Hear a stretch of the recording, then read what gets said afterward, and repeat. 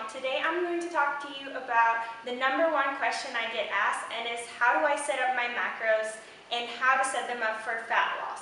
If you're new to my channel and don't really care for macro talk, you can skip over this video. On Wednesday I will be posting a vlog, so stay tuned for that. For those that are interested in macro counting, keep watching. Today I'm joined by my husband George, who is a certified personal trainer, and he in the past has helped me through my bulk and my off season.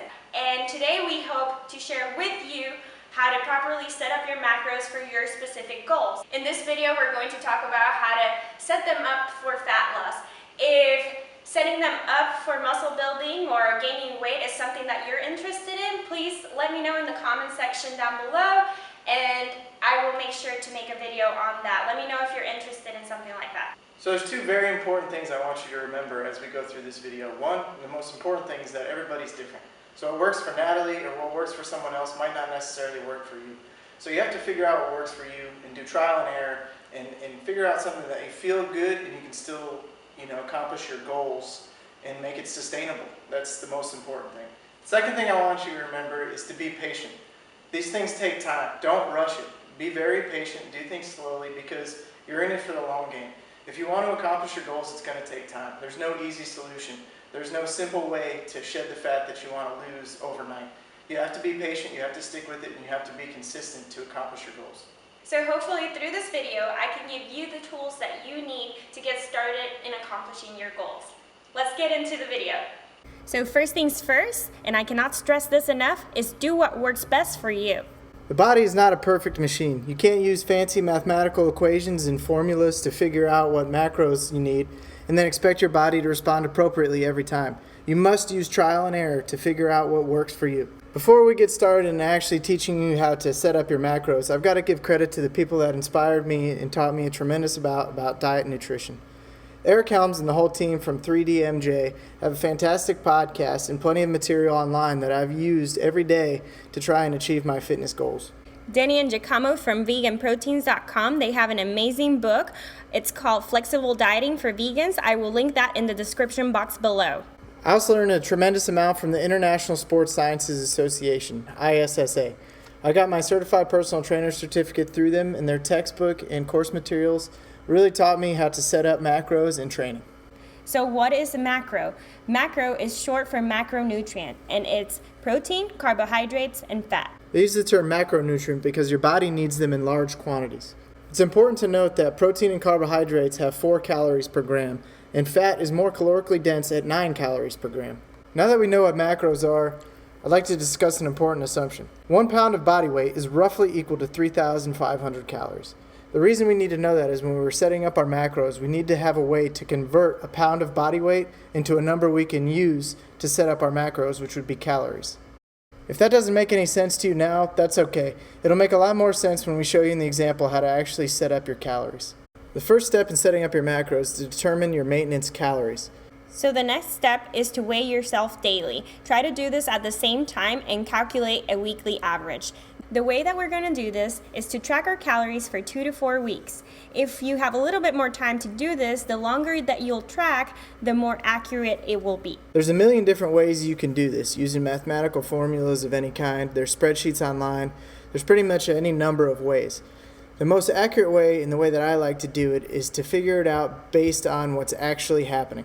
The reason that we like to do this is because our weight could fluctuate because of water weight or stress or any number of things. So a weekly average will make this process more accurate. A little bit later, we're going to show you an example of how to take your calories that you tracked for 2 to 4 weeks and your weekly average of your body weight and to compare those to figure out what your maintenance calories are.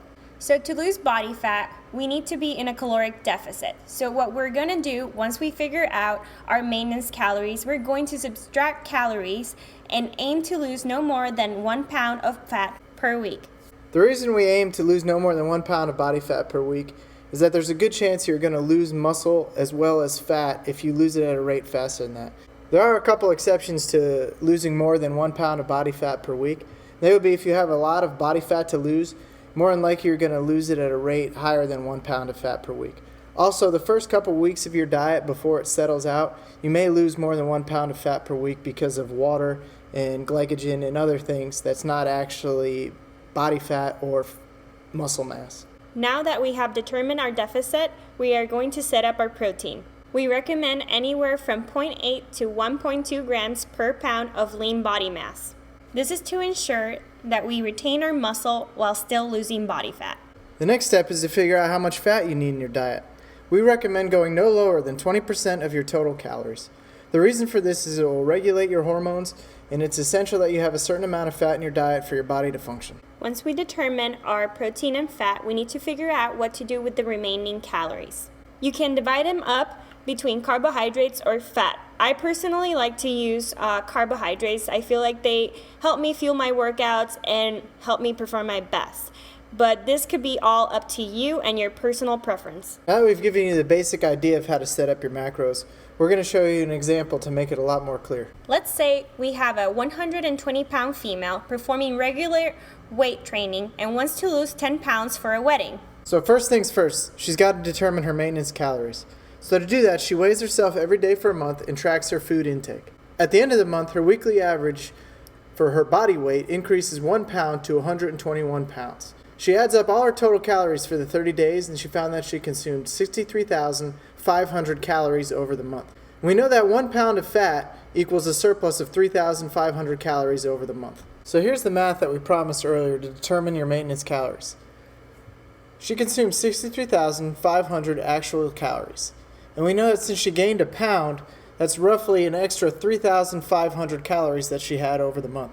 So we take the 63,500 calories and subtract the 3,500 extra calories to get 60,000 monthly calories.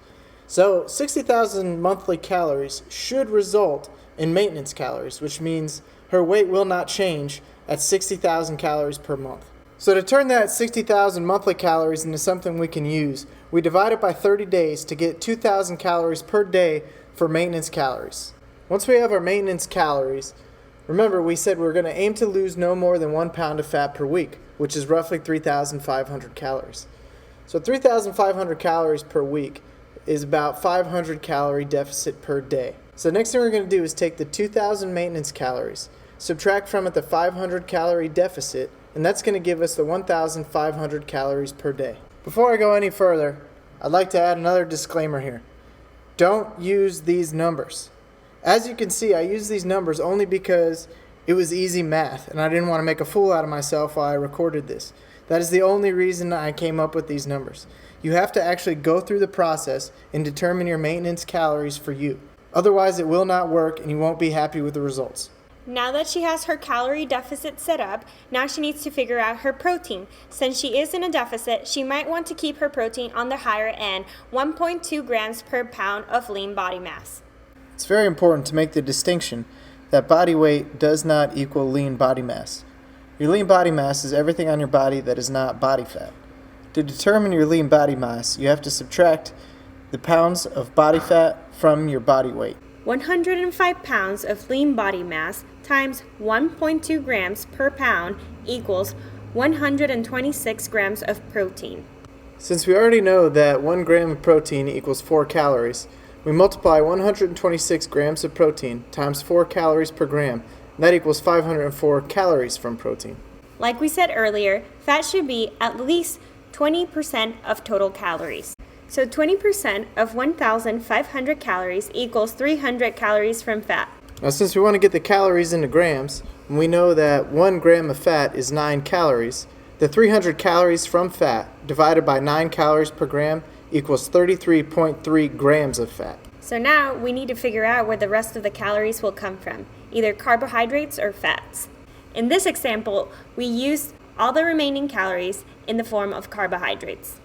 So we take the 1,500 total calories per day. We subtract the 504 calories that we know is protein, and then we also subtract the 300 calories that we know is fat. 1,500 minus 504 minus 300 equals 696 calories remaining.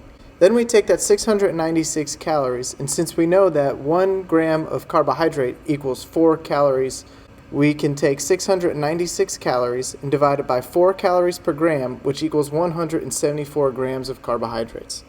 So this gives us a macro breakdown of 126 grams come from protein, 33.3 come from fat, 174 grams come from carbohydrates. So our macro split percentage will be 33.6% will come from protein, 20% comes from fat, and 46.4% will come from carbohydrates. Now we've given you the tools you need to set up your own macros, but you're not done yet. You need to continue to track your weekly average in calories. You're going to use this data to constantly adjust.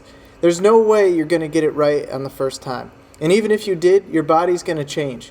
You can't outsmart your body, and as you diet, things are going to change and the rate at which you lose fat is going to change. You need to be able to make small adjustments to continue to accomplish your goals. Now remember, be patient. These things take time.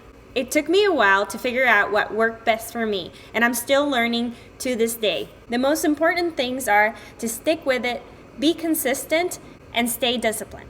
I promise that with these tools and enough determination, you can easily accomplish your goals. Let me know in the comments down below if you enjoyed this video, and please give it a thumbs up, and don't forget to subscribe to my channel. Thank you so much for watching, and see you on my next video. Bye!